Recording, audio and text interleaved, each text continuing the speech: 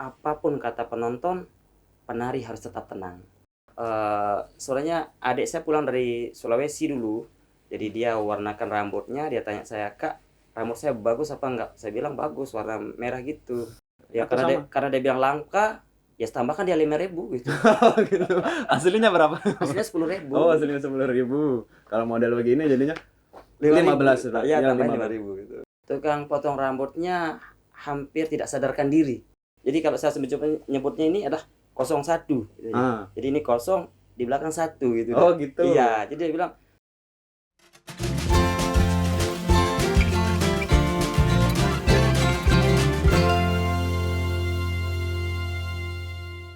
Halo Tribunars, Assalamualaikum warahmatullahi wabarakatuh. Kembali lagi di program Bincang Tribunlombok.com bersama saya, jurnalis Tribun Lombok, Wahyu Widiantoro. Hari ini kita kedatangan tamu yang sedang viral di media sosial karena bentuk rambutnya. Padahal beliau ini adalah seorang pimpinan di desa. Mari kita sapa Kepala Desa Sigerongan, Bapak Dian Siswadi. Selamat datang, Pak Dian. ya, Assalamualaikum warahmatullahi wabarakatuh. Perawatan rambutnya sudah pas? Sudah pas. Sudah pas. Nah, sebelum kita berbincang lebih jauh, kita lihat berikut ini video-video Kades Sigerongan yang viral di media sosial itu. Allahu Akbar. Bismillahirrahmanirrahim.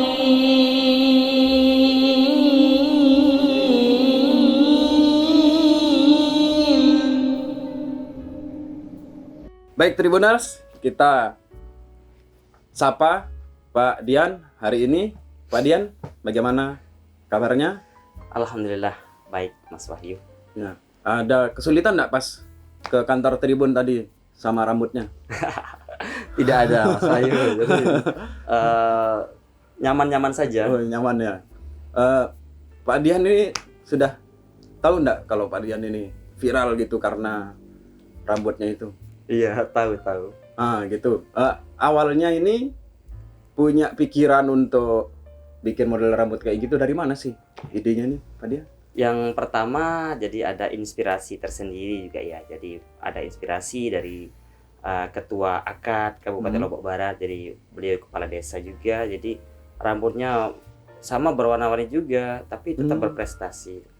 Yang kedua, di dusun saya 90% warganya itu pelihara ikan hias. Ya. Pelihara ikan hias namanya cupang gitu. Jadi cupang ini sangat kecil, harganya mahal gitu. Jadi yang paling indah itu dengan rumbai-rumbai berwarna-warni. Jadi saya berpikir, ini jadi icon gitu ya. Jadi saya coba terapkan kayak gini, ya jadi viral kayak gitu. Oh, kenapa misalnya ikon desa itu tidak dibawa ke penampilan diri gitu maksudnya? Ya, gitu. Pak Dian ya. Ya, karena begini. Sekarang kan untuk meningkatkan ekonomi warga itu kan harus kita lakukan promosi potensi-potensi yang ada di daerah gitu ya. Jadi di dusun saya ini ada potensinya 90% warganya usaha ikan hias di situ itu. Jadi bayangkan kalau uang berputar di dusun itu, orang-orang berbelanja ke sana setiap hari dan uang berputar, masyarakat sejahtera, ekonomi meningkat. Jadinya desa itu kuat gitu. Menurut saya seperti itu dia. Siap. Ada yang bilang nih, Pak Dian, kalau model rambut yang kemarin itu memang sengaja untuk cari perhatian. Tanggapannya gimana? Kalau kita bilang sengaja untuk cari perhatian, pertama gini, ini kan style pribadi ya. Artinya ini hal yang pribadi. Saya rasa tidak mengganggu pekerjaan saya jadi kepala desa. Dan kita harus membuat suatu hal yang wah gitu loh. Untuk supaya orang bertanya, ini siapa? Dari mana dia? Ada apa di desanya? Barulah di situ kita jelaskan di desa saya ini ada usaha jajetuja di sana. Salah satu dusun ada usaha kerajinan tangan di Berembong Barat. Terus ada jajan semprong di Rempok Pancor. Jadi harus kita publikasikan di masyarakat supaya nanti orang berbelanja. Kalau orang berbelanja, permintaan bertambah. Kalau permintaan bertambah, secara otomatis produksi meningkat. Kalau produksi meningkat, tentu keuntungan juga meningkat. Sehingga masyarakat itu nanti sejahtera, ekonomi berputar cepat. Gitu dia Mas Wahyu. Ini mulai punya rambut gini sejak kapan? Sejak 3 bulan yang lalu. Oh, 3 bulan yang lalu. Diwarnakan. Kalau soalnya adik saya pulang dari Sulawesi dulu, jadi dia warnakan rambutnya. Dia tanya saya, "Kak, rambut saya bagus apa enggak?" Saya bilang bagus, warna merah gitu. "Mari sini, adik semirkan rambutnya kakak," katanya gitu. Jadi dia pertama yang nyemirkan rambut saya gitu dia. Karena dia 3 tahun sekali, 2 tahun sekali pulang gitu. Jadi kalau saya bilang enggak, dia kecewa kan. Ada gitu. semirkan aja langsung gitu. Termasuk upaya menyenangkan adik juga. Iya, gitu dia. Berarti potong rambutnya enggak di tempat potong rambut, potong sendiri. Di tempat potong rambut gitu dia. Terus bilangnya ke tukang potong rambut apa? Ini Pak Kades nih datang nih. Heeh. Di sana ya potong Iya, rambutnya ya. Pak iya. Kades datang nih, terus Pak Kades ini minta model yang kayak gitu. Sempat heran enggak yang tukang potong rambutnya? Tukang potong rambutnya hampir tidak sadarkan diri. Kok bisa begitu? Dia bilang begini, ini beneran modelnya begini katanya. Iya, saya bilang. Jadi kalau saya nyebutnya ini adalah 01 gitu ya. Jadi ini kosong, di belakang 1 gitu. Oh gitu. Iya, jadi dia bilang, sampai tukang potong rambutnya saya bilang gini, ini model langka katanya. Jadi dari awal saya jadi tukang potong rambut di barbershop ini belum pernah saya temukan model seperti ini katanya gitu dia. Tapi memang langganan di situ. Iya, langganan di situ juga. Beda enggak ongkosnya itu potong rambut yang begini? Ya Atau karena dia bilang langka, ya tambahkan dia 5.000 gitu. gitu. Aslinya berapa? Aslinya 10.000. Oh, aslinya 10.000. Kalau model begini jadinya 15. Ya, Ya, tambahin 5.000. 5.000 gitu. Tapi semirnya Semirnya di salon. oh gratis. Supaya rata. Jadi kalau enggak rata kan enggak bagus kelihatan. Terus sampai ada model itu dibikin ini apa saluran irigasi di desanya atau gimana? Iya. Jadi menunjukkan saluran irigasi, kalau yang besar itu sekunder, kalau yang kecil itu tersier gitu ya. Siap. Itu model rambut ini juga yang sebenarnya kemarin kita teman-teman konfirmasi kan. Ternyata itu bikin Pak Kades dipanggil sama dinas ini. Ya. Sudah menghadap ke sana Pak Kades, apa itu yang di sampai saat ini belum ada surat resmi yang saya terima tentang pemanggilan itu. Masih isunya akan dipanggil.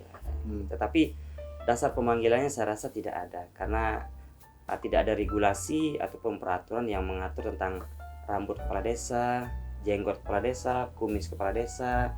Yang diatur adalah seragam PDH, pakaian dinas harian, pakaian PDU, pakaian dinas upacara, yang diatur tentang kepangkatan, tentang harinya ini, warnanya ini gitu. Banyak juga kan yang komen kan di TikToknya Pak Kades ini. Tapi kan seorang Kades tidak sepantasnya rambutnya seperti itu. Gimana tanggapannya? Tanggapan saya boleh-boleh saja, karena kita kan belum menjadi Pak Jokowi gitu ya. Pak Jokowi yang di fitnah segala macam, yang disuruh mundur setiap hari, di demo setiap hari. Beliau tenang-tenang saja, sehingga saya melihat sosok pimpinan seperti itu sepertinya melihat bahwa apapun kata penonton, penari harus tetap tenang. Itu kuncinya. Jadi tidak masalah. Siap. Nah, ini Pak Kades viralnya ini kan di TikTok ya. Iya. Kepikiran Pak Kades ini kan memimpin desa ini. Iya. Sampai dikombinasikan dengan punya akun TikTok terus bikin konten. Iya. Sejak kapan itu kepikiran itu? Kepikirannya itu kalau bikin akun kontennya itu semenjak adik pulang itu buat akun konten, tapi belum saya isi. Belum saya isi. Ada temen lah tuh namanya Bang Ripaal, anggota Karang Taruna Desa Sigerongan tuh, yang kreatifnya luar biasa. Jadi dia minta saya, "Pak Kades, ayo kita publikasikan kegiatan-kegiatan di desa," katanya. Buat akun TikTok, katanya, masukkan di TikTok. Disitulah, oh iya kenapa tidak ya gitu. Jadinya saya coba. Nggak tahu viral gitu, artinya disukai oleh pasar netizen gitu. Iya, jadi netizen yang berkuasa kan gitu. Oke, siap. Pak Kades ini pertama kali menjabat tahun berapa itu? Saya pertama kali menjabat tahun 2019. 2019. Boleh diceritakan enggak pas pilkadesnya itu kayak gimana? Pas pilkadesnya itu di situ pertarungan orang-orang hebat di sana, karena saya menghadapi senior yang memang luar biasa sekali. Di antaranya incumbent, yaitu mami kita di sana, dan yang lain-lainnya sudah memiliki pengalaman dalam bertarung di Pilkades, karena seorang kepala desa itu lahir dari rahim politik dia. Kepala desa itu tidak dihasilkan dari jual beli jabatan, tidak dihasilkan dari yang namanya hadiah, tidak dihasilkan dari yang namanya kedekatan dengan hubungan kedekatan, tidak dihasilkan seperti itu. Tapi Pilkades itu adalah murni pertarungan politik, yang di situ adalah bagaimana meyakinkan masyarakat bahwa kami bisa membawa desa ini ke arah yang lebih baik. Kami adalah harapan baru, kira-kira seperti itulah. Berapa calonnya waktu itu?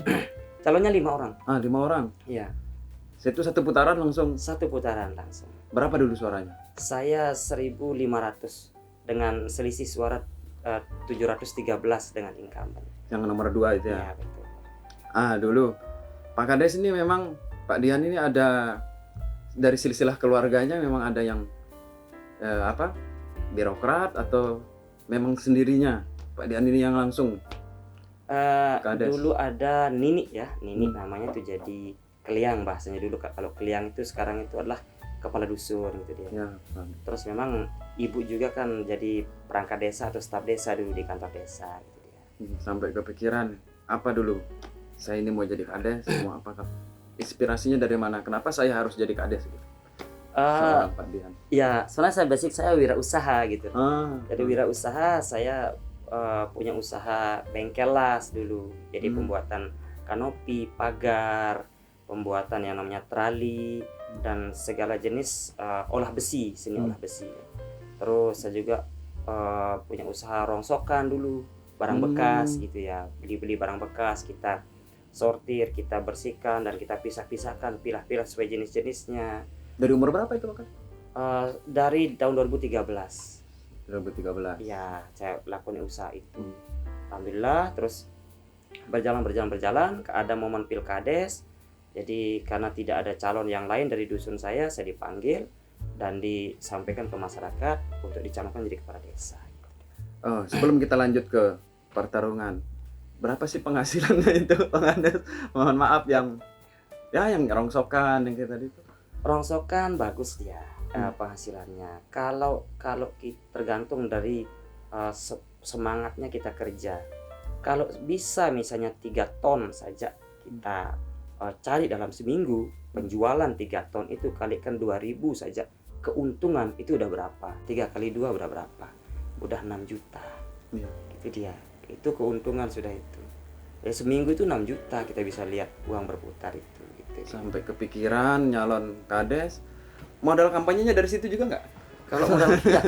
Jadi saya dulu ketika usaha rongsokan itu sudah punya 1 unit truk pengangkut rongsokan, punya sedan 1, punya open cup 1 itu ya.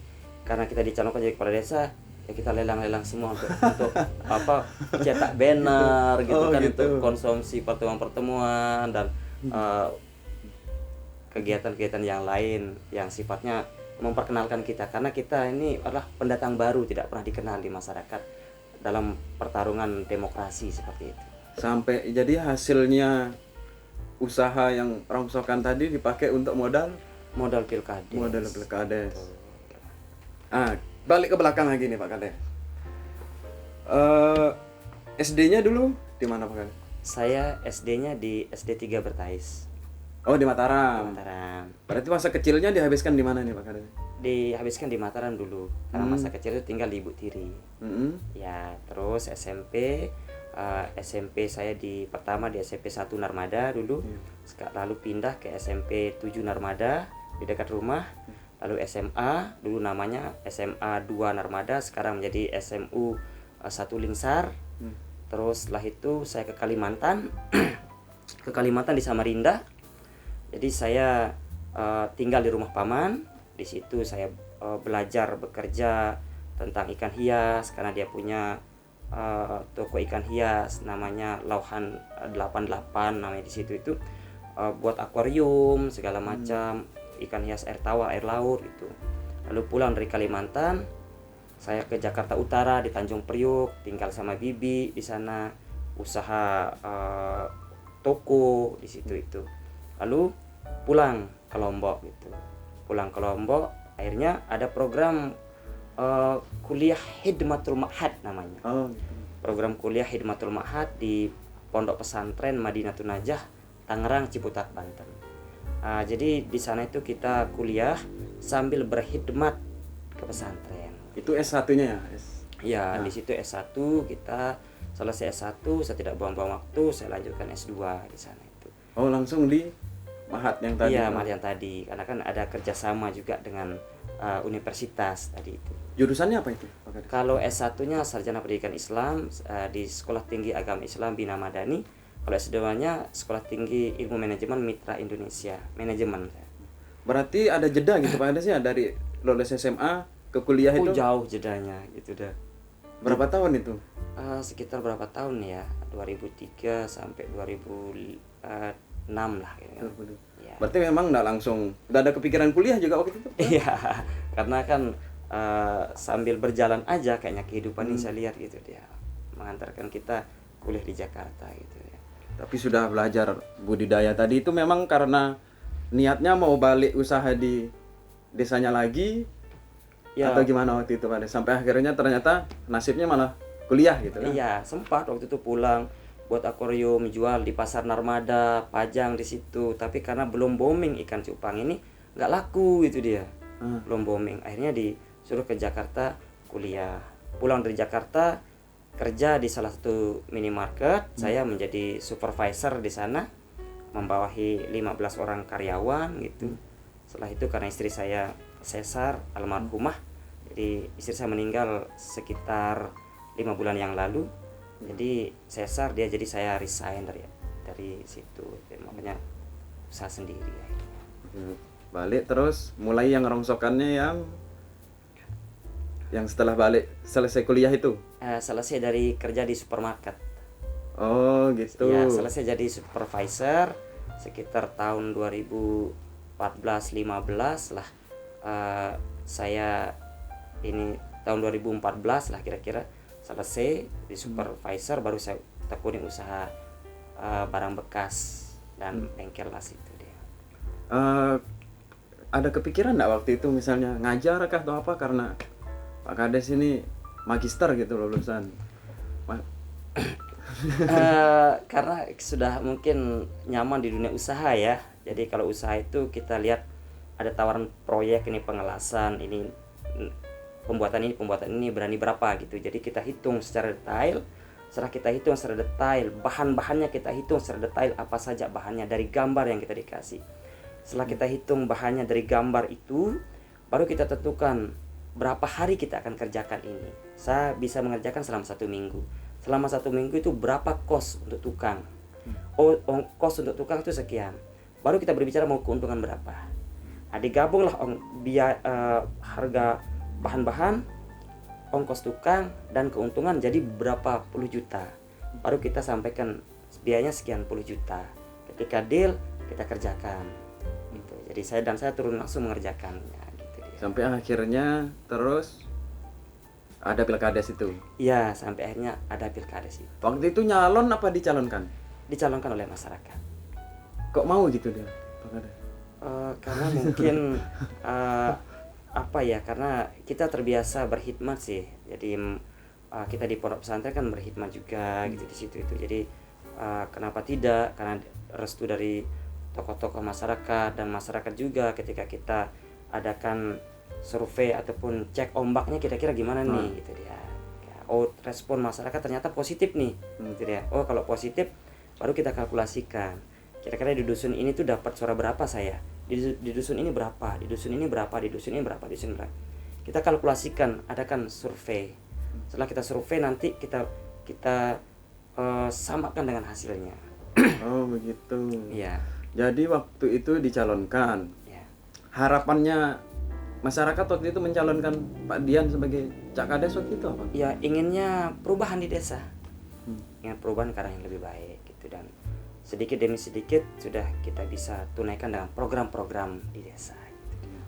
Jadi Tribuners tahu kan tadi ternyata Pak Dian ini lulusan S2 ya, dan di Mahat. Ya. Pinter bahasa Arab dong jadinya. Itu yang viral di TikTok juga kan karena cek speaker itu. Iya, karena Sambil- cek sound system masjid ya. Sambil ngaji, sambil apa gitu kan. Berarti memang dari selama sarjana dan S2-nya itu dia. Ya kan, belajar, kita terus belajar, pingin seperti orang-orang yang hebat gitu kan. Itu menirukan suara kori-kori gitu, kayaknya enak banget gitu kan, gitu dia. Boleh kita minta barang 1-2 ayat maka ada Boleh. untuk Murattal, tapi ya nggak apa-apa ya, yang murattal. siap. Ya. Teman-teman Ada minta Al-Quran. tolong Al-Quran. Terima kasih.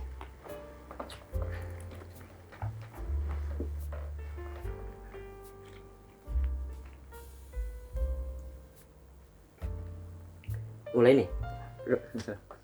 Bismillahirrahmanirrahim. La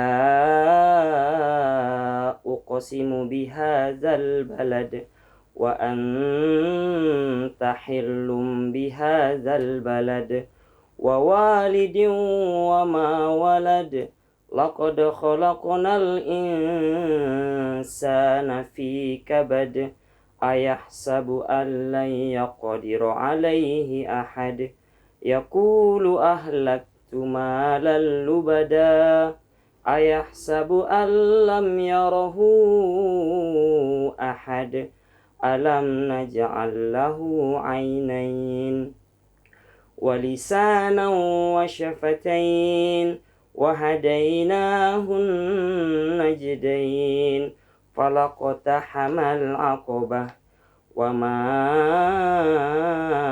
adraka mal aqabah fakku raqabah aw it'amun fi yawmin dhi mashrabah yatiman dha makrabah aw miskinan dha matrabah ثم كان من الذين آمنوا وتواصوا بالصبر وتواصوا بالمرحمة أولئك أصحاب الميمنة والذين كفروا بآياتنا هم أصحاب المشأمة عليهم نار sodah. Sadaqallahul azim. Taqabbalallahu minkum innahu antum taqabbal ya karim. Ternyata sudah dengar sendiri ya Tribuners, bagaimana suara Pak Dian ini mengaji. Tinggal yang belum ini bahasa Arabnya nih. Coba nih ngobrol bahasa Arab apa aja bebas. Nanti saya terjemahin. Gitu. Ya. Bahasa Arab sederhana sih, Ya. bahasa Arab yang setiap Satu hari. kalimat aja bisa. Oh iya, kaifa halukum? Saya artikan ya. Ya. Jadi Pak Kades ini tadi ngomongnya itu pengen 3 periode. Bukan. Bukan ya? Saya bertanya, apa kabarmu? Oh begitu, maaf Tribuners. Jadi itu dia artinya. Min aina anta? Mina. Apakah saya mau menjadi Kades? Begitu pertanyaannya? Bukan. Oh, bukan. Dari mana asalmu? Oh dari mana? Ya siap, saya dari Tribun Lombok. Terima kasih. Hal tatazawwaj? Nah itu dia. Maukah saya usaha ikan cupang? Bukan. Bukan. Sudahkah Anda menikah? Alhamdulillah. Jadi bahasa Arab itu 3 jenis. Tapi ini bercanda ya. Ya, siap. Jadi ada yang halus, yang pertengahan, dan yang kasar. Yang halus ini apa? Yang halus ini inta. Inta. Itu artinya kamu. Kamu. Yang pertengahan ini anta. Anta. Kalau yang kasar ini onta. Ya Allah, saya di Bercanda. padang pasir ya. Bercanda. Oke, kita kembali lagi Tribuners. Di masa-masa awal setelah terpilih nih Pak Kades dan menang yang 1000 berapa tadi? 1700 suara. 1700 suara. Itu ada janji kampanye enggak waktu itu Pak Kades? Janji kampanye kita itu banyak, karena untuk merubah desa Sikurawangi tentu harus memerlukan janji-janji yang besar supaya kita terpilih gitu ya. Jadi saya menjanjikan membelikan kendaraan ambulan desa. Jadi saya berpikir dengan ambulan desa ini masyarakat yang sakit bisa dibawa ke rumah sakit, ke puskesmas, kemana saja gratis gitu ya. Karena orang sudah sakit ya, terus tidak bisa bekerja berhari-hari. Terus dia kesana kemari bolak-balik dibawa ke rumah sakit bayar. Nah, jadi bagaimana masyarakat ini supaya dia gratis dan mudah dia ketika dia mendapatkan sakit, pemerintah desa hadir di situ gratis diangkut pakai ambulan desa. Sudah Ya. ada itu Pak Kades ya sekarang ambulannya? Ya? Sudah ada ya? Ambulan? Sudah ada, Oh, ya. ambulan desa sudah ada. Yang kedua juga posyandu keluarga ini kita perhatikan. Pertama ada pemeriksaan balita. Di situ dari usia 0 sampai 5 tahun. Ada pemeriksaan remaja, ada pemeriksaan ibu hamil, ada pemeriksaan lansia di sana. Dan ada pemberian makanan tambahan di situ. Kita buatkan program kelas ibu hamil. Jadi kelas ibu hamil ini untuk memberikan pengetahuan kepada ibu-ibu hamil supaya dia ini tidak terjerumus dalam mitos. Nah, Iya, iya. misalnya kalau istrinya Mas Wahyu ini Iya. hamil nih, Iya, iya. nanti mitosnya kalau Mas Wahyu itu tidak boleh rambutnya dicukur. Ya. Kalau dicukur anaknya cacat, nanti harus gondrong sampai melahirkan. Kalau rambut cupang bisa? bisa. Oh, bisa. Jadinya supaya ibu hamil itu tidak ada mitos di situ. Ibu hamil tidak boleh makan udang, nanti anaknya begini. Nah, kita adakan kelas ibu hamil di situ supaya diberikan pemahaman kesehatan kehamilan tuh ada senamnya, ada jalan-jalan segala macamnya. Terus lansia juga kita bekerja sama dengan klinik Duman Indah Ya. yang ada di Desa Duman.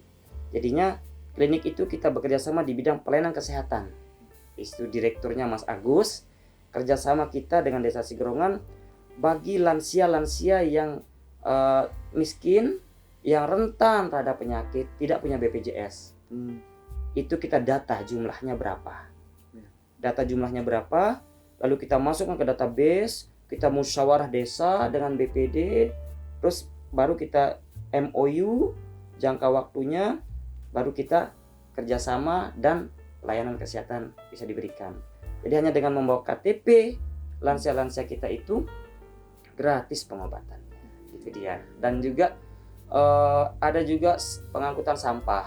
Kita belikan 1 roda 3 1 dusun untuk mengangkut sampah di Desa Sigerongan. Jadi harapan kita nanti kita bisa membeli truk pengangkut sampah.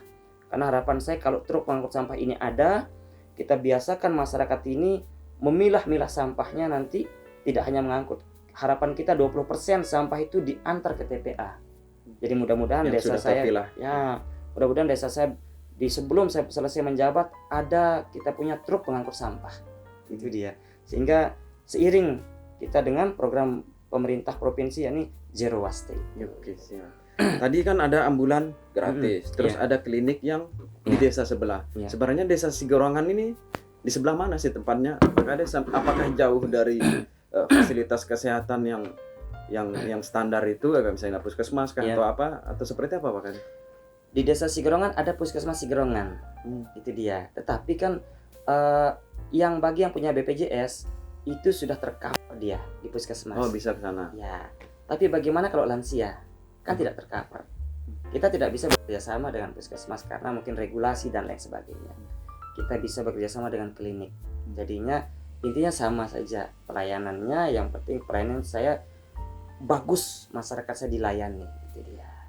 Ada enggak pernah sebelumnya dari riwayatnya yang karena akses atau apa karena pelayanan yang tadi itu sampai tidak bisa terlayani? Sejauh ini belum ada. Kalau belum beli ambulan itu, warga saya ada yang mau dibawa ke puskesmas itu karena tidak ada angkutan, akhirnya pakai roda 3, jalannya masih rusak, akhirnya keguguran. Ada juga yang stroke, jatuh dari tempat tidurnya, itu cari open cab, cari mobil untuk ngangkutnya ke puskesmas. Itu orang kadang-kadang di mobil itu masih ada barang, jadi susah, sehingga orang ini terlambat dibawa ke puskesmas, sudah pecah pembuluh darah dan sebagainya. Sehingga sekarang kita 24 jam standby mobil ambulannya. Jadi memang betul-betul itu yang menyentuh langsung ke masyarakat Pak Kades. Dan juga bagi warga yang meninggal dunia, kita berikan kain kafan gratis. Bagi yang meninggal dunia, semua masyarakat Desa Sigerongan yang meninggal dunia, kita berikan kain kafan gratis. Nah, kita juga punya balai mediasi Desa Sigerongan. Ya. Balai mediasi Desa Sigerongan pertama tingkat desa yang saya katakan, boleh saya katakan pertama di Indonesia, karena kita digagas oleh Balai Mediasi Provinsi waktu itu. kita menangani masalah pencemaran lingkungan dan pernikahan yang gagal sehingga hampir menyebabkan keributan, sehingga kita buat balai mediasi sebagai wadah untuk masyarakat berdamai. Jadi konflik itu tidak perlu diselesaikan di aparat penegak hukum misalnya. Ya, ada yang diselesaikan di ranah pengadilan, ada yang bisa diselesaikan di luar pengadilan. Kita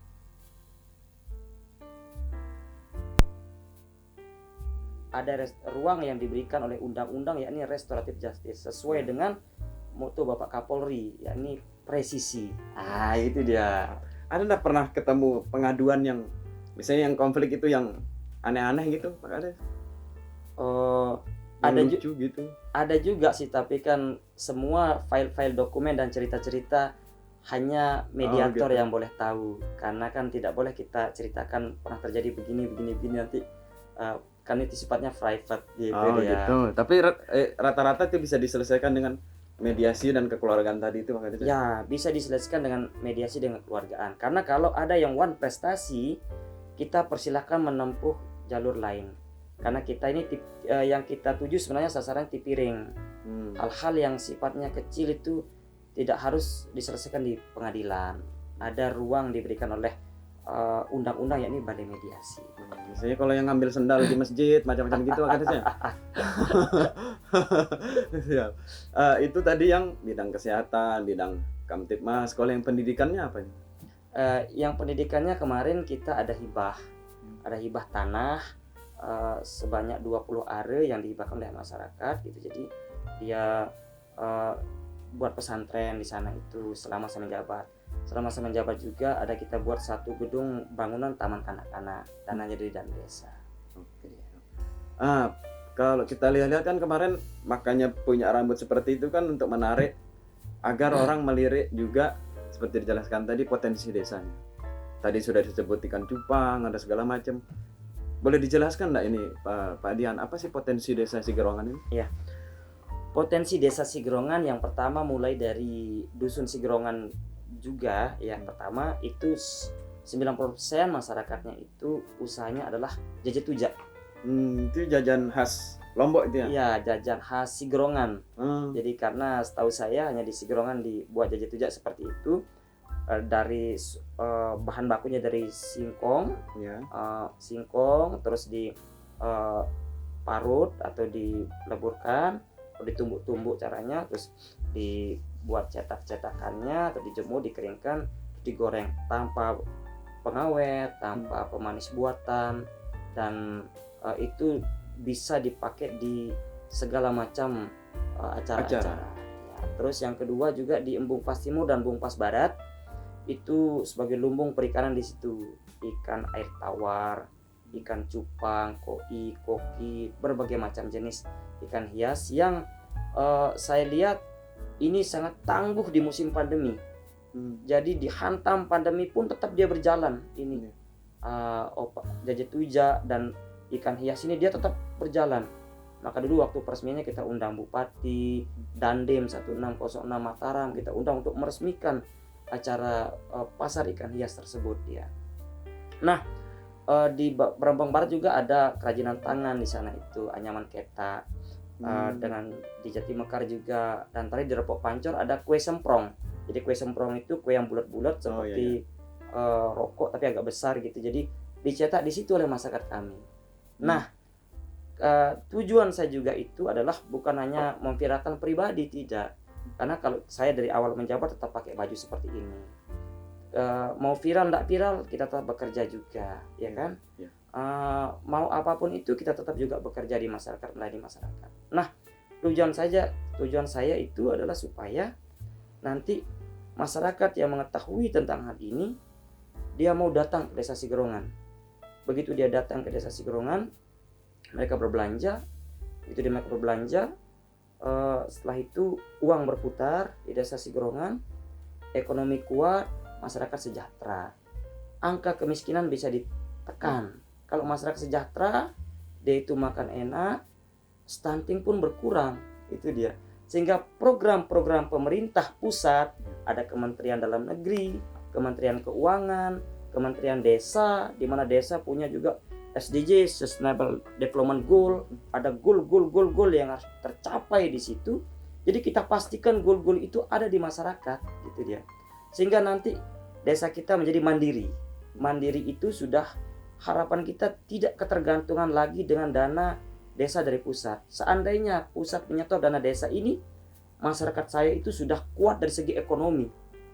Dusun ini perikanannya bagus, dusun ini jajan tujaknya lancar, ekspornya ke sana ke sini, penjualannya per hari itu perputaran uang sekian ratus juta.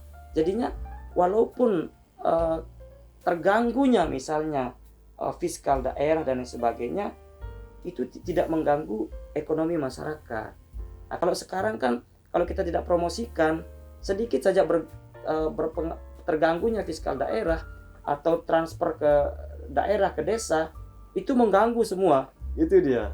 Jadi bisa lebih mandiri gitu. Ya, lebih mandiri. Jadi dengan sesuai dengan cita-cita kami para kepala desa ketika rapat koordinasi desa tingkat daerah yang diadakan oleh Asosiasi Kepala Desa Kabupaten Lombok Barat adalah membangun negeri dari desa untuk mencapai desa mandiri. Itu dia. Kalau dana desanya Sigerongan berapa? 2 miliar, 1,3. Sama termasuk alokasi dana desa juga ADD? Enggak, kalau ADD 600 dia. Kalau di total dalam setahun itu berapa dikelola desa Sigerongan? Saya mengelola sekitar 2 miliar 300 sampai 2 miliar 400 juta. Karena ada pajak bagi hasil, ada pendapatan asli desa dari sewa lahan, dari BUMDes, dari parkir, pasar, dari penyewaan kolam dan lain sebagainya. Tadi kita menarik juga yang bisnis cupang. Potensi ekonominya ikan hias ini seperti apa sih dia?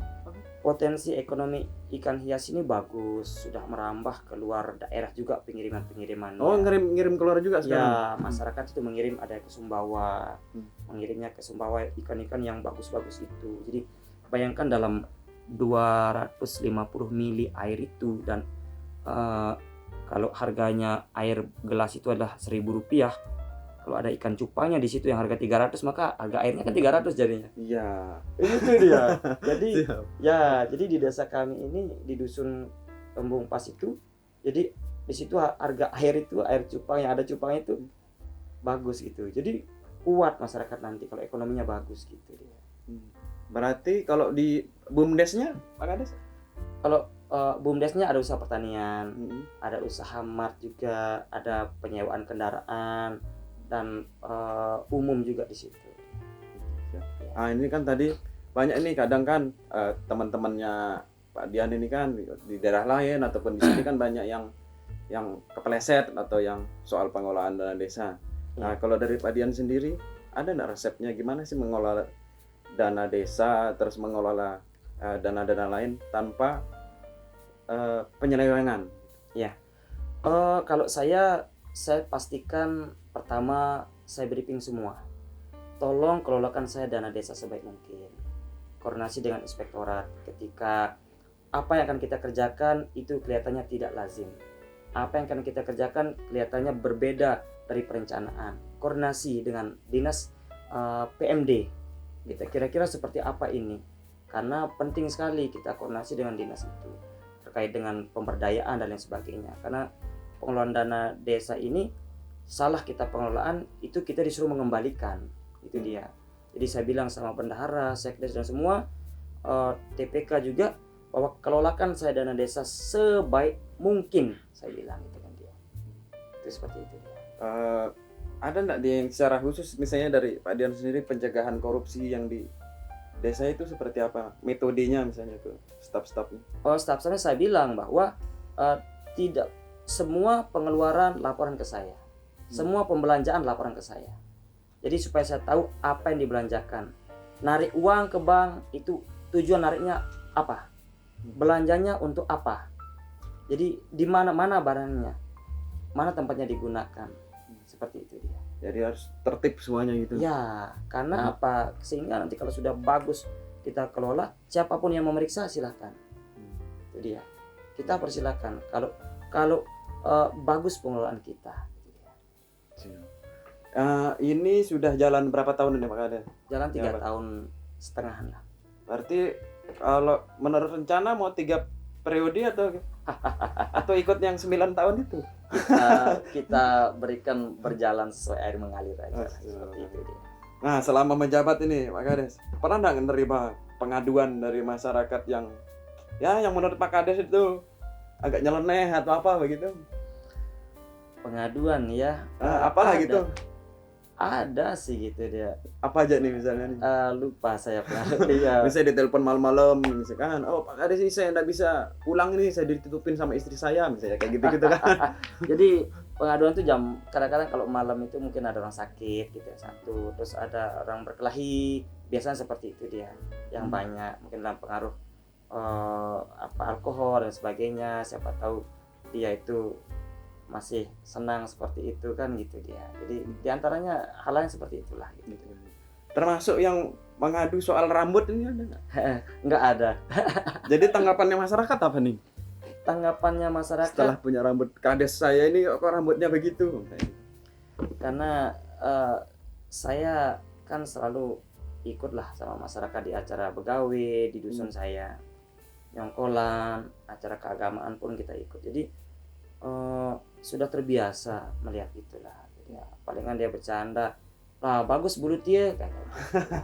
Ada yang kaget nggak misalnya sebelumnya kok biasa-biasa aja kok sekarang sudah jadi kayak begini gitu? Masyarakat saya bilang Pak Kades sudah viral, Pak Kades sudah viral. Beritanya begelanyat katanya. Kejam saya bilang itu. Begelanyat itu apa ya? Bertebaran, bergelantungan. Tercecer. Ya. Beritanya tercecer di sana sini katanya. Ada enggak ini selama 3 tahun setengah ini yang masih belum berjalan ini sesuai rencananya? Ada. Apa nih kira-kira yang mau dituntaskan? Penyelesaian masalah tanah sengketa di situ yang belum selesai itu penyelesaian masalah tanah sengketa yang belum selesai sampai saat ini karena ribet pengurusannya gitu. Oke. Ini Pak Kades ini kan baru periode pertama, sudah 3,5 tahun menjabat, dan kemampuan manajerialnya juga sudah panjang ya, sudah ngurus sejak supervisor lah, terus sekarang jadi Kades. Jadi menurut Pak Kades itu dalam memimpin itu apa sih filosofinya atau yang perlu dipegang teguh? Ya kalau dalam memimpin itu ya tentu kita ibaratnya sudah jadi orang tua ya. Jadi lebih banyak bersabar, tidak boleh marah gitu ya. Jadi ada kalanya kita seperti layang-layang. Ada kalanya kita undur gitu. Ada kalanya kita tarik seperti itu. Hanya kita ini jangan lupa bahwa kita ini adalah khodimul ummah, pembantu. Jadi khodimul ummah itu pembantu. Jadi kita membantu masyarakat gitu dia. Jadi apapun itu ya kita bantu masyarakat seperti itu. Oke, ya. Itu dia Tribuners. Jadi dalam menurut Pak Dian sebagai Kades itu, makanya tidak heran ya kalau beliau ini turun ke masyarakat juga, dan bahkan lebih masyarakat dibanding masyarakat dengan bentuk rambutnya ini. Sebagai closing statementnya nih Pak Kades, dengan potensi desa Sigerongan yang seperti demikian tadi, ada beberapa yang belum selesai. Terus ya mudah-mudahan kalau misalnya nanti dipercaya lagi kan sama masyarakat, apa pesan yang ingin disampaikan? Pesan yang saya sampaikan adalah dengan kegiatan viralisme ini ya mudah-mudahan membawa dampak positif bagi masyarakat. Orang-orang jadinya tahu desa Sigerongan, apa potensi-potensi yang ada di desa Sigerongan. Setelah itu orang mau datang, orang mau berbelanja. Mungkin mudah-mudahan ada yang kita bekerja sama nantinya mempromosikan produk-produk yang ada di desa Sigerongan, sehingga tujuannya nanti desa Sigerongan ini menjadi kuat secara ekonomi dulu di situ dia. Bisa mandiri dan iya. Semuanya bisa potong rambut cupang juga. Boleh ya masyarakat? Enggak juga sih, artinya ketergantungan itu kan hal pribadi ya yang tidak ada yang ikutin Pak Kades rambutnya seperti itu? Ada sih. Sudah ada ya? Ada anak-anak gitu langsung dia cukur merahnya rambutnya itu. Setelah dilihat sama orang tuanya langsung dibotakin. Berarti ini sampai berapa lama mau pakai rambut seperti ini? Mungkin sampai bosan aja. Sampai bosan ya. Oke, terima kasih Pak Dian, waktunya sudah hadir di sini. Itu dia Tribuners. Mudah-mudahan masa kepemimpinan Pak Kades ini bisa menjadi inspirasi dan potensi-potensi desa di Desa Sigorongan bisa terangkat dan mampu memakmurkan warganya. Demikian Bincang Tribun Lombok. Kali ini saya Wahyu Widiantoro undur diri, sampai jumpa di Bincang Tribun Lombok selanjutnya. Salam mata lokal menjangkau Indonesia. Terima kasih sudah nonton. Jangan lupa like, subscribe, dan share ya.